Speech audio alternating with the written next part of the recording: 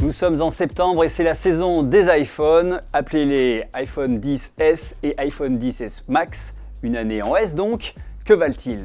Eh bien c'est la première fois depuis 2015 et l'iPhone 6S que les iPhones ne sont différents que par leur taille d'écran. Le 10S adopte la taille d'écran du 10 de l'année dernière avec 5,8 pouces, tandis que le 10S Max, lui, culmine à 6,5 pouces, la plus grosse dalle jamais fournie dans un iPhone. En l'occurrence, Apple met dans cette dalle toutes les technologies qu'il a développées. On va donc retrouver cette dalle Super Retina avec une technologie P3 pour un plus large gamut de couleurs qui est effectivement très fidèle au point qu'on a mesuré des delta E jamais trouvés, si ce n'est sur le Galaxy S9.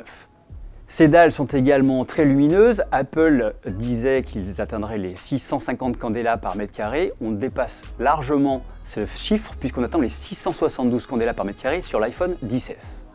Sur la luminosité, à titre de comparaison, le Samsung Galaxy S9 est à 514 candela par mètre carré. Enfin, pour terminer sur la dalle, elle est donc toujours 3D Touch et HDR, HDR10 et Dolby Vision, ce qui a pour mérite d'en mettre plein les yeux quand on regarde un film qui est compatible.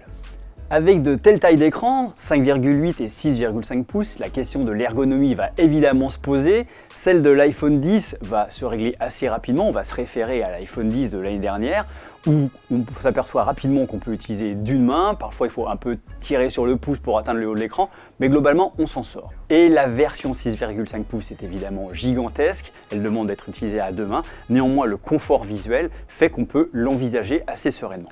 Enfin, dernier point sur l'ergonomie, Face ID. Vu qu'on a face à soi un écran bord à bord, évidemment, on s'est débarrassé de Touch ID. Que donne-t-il ce Face ID donné pour être un peu plus rapide?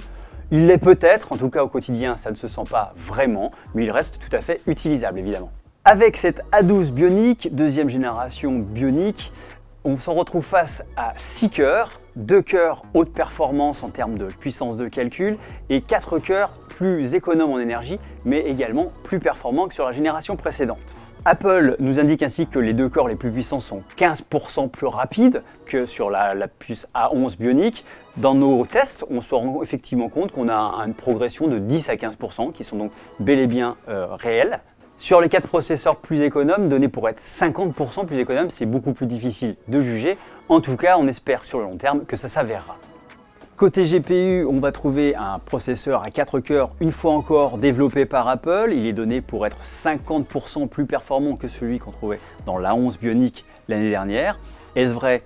Oui, tout à fait. Nos tests donnent une fourchette allant de 45 à 60-65% plus que l'A11 Bionic de l'année dernière. Donc, ça veut dire qu'on va avoir des interfaces plus fluides, des jeux plus jolis avec des effets plus poussés. D'autant plus que les équipes qui développaient le processeur et qui développent l'API Metal, qui gère la partie graphique de iOS 12, ont travaillé main dans la main. Enfin, dernier point concernant cette puce, l'arrivée de la deuxième génération de Neural Engine, cette puce qui va être dédiée à l'intelligence artificielle ou en tout cas au calcul et à l'apprentissage machine. En l'occurrence, la puce est 8 fois plus rapide que la génération précédente, elle permet de faire 5000 milliards d'opérations à la seconde. Qu'est-ce que cela veut dire au quotidien? Que par exemple les expériences en réalité augmentée seront plus fluides, que les applications tierces qui utilisent CoreML, c'est-à-dire l'outil d'intelligence artificielle développé par Apple, seront plus rapides et permettront des choses plus belles. Par exemple, l'application de masque sur le visage de manière plus fluide et en temps réel. Et enfin justement, pour parler de temps réel, on voit une manifestation directe dans les iPhone XS et XS Max, c'est la possibilité d'appliquer des effets de profondeur en temps réel sur une photo. Et puisqu'on parle photo, passons au double module photo à l'arrière de l'appareil, 12 mégapixels comme sur l'iPhone 10 l'année dernière. Le même donc, pas tout à fait. Le capteur a été repensé en profondeur. L'ISP, le processeur qui gère l'image, a également lui été retravaillé et travaille main dans la main avec le Neural Engine. Et ensuite, des technologies de lecture de capteurs et des informations sur le capteur ont également été optimisées. Cela permet l'intégration notamment d'une nouvelle technologie, Smart HDR, qui va permettre une meilleure exposition des photos.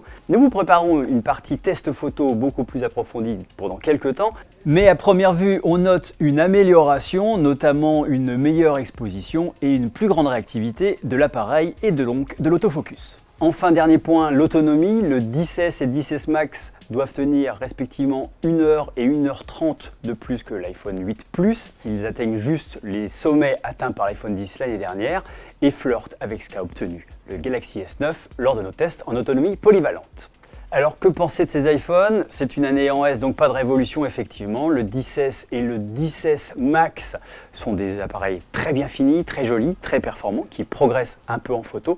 Néanmoins, avec un tarif qui commence à 1 159 € pour le 10S et 1 259 € pour le 10S Max, on aurait pu espérer plus de progrès et quelque chose peut-être d'un peu plus performant. Mais ce sont des iPhones et des très beaux iPhones.